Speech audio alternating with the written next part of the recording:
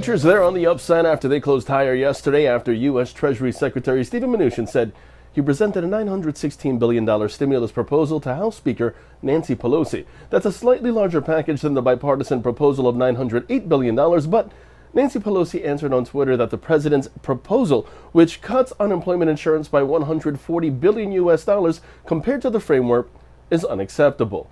Meanwhile, taking a look at after-hours action, GameStop in the headlines is falling right now after the company reported third-quarter sales of $1 billion, missing the forecast, down from $1.4 billion the previous year on an adjusted LPS of 53 cents.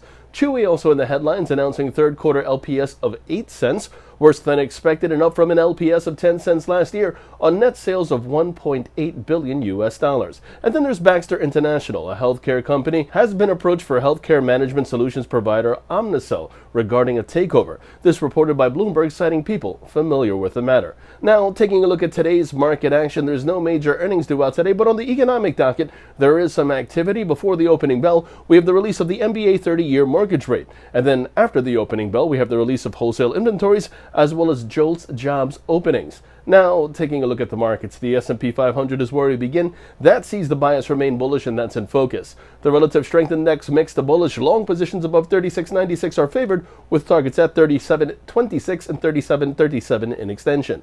The Nasdaq, meanwhile, sees a bullish bias above 12,600, and the Dow Jones intraday is looking for the level of 30,460.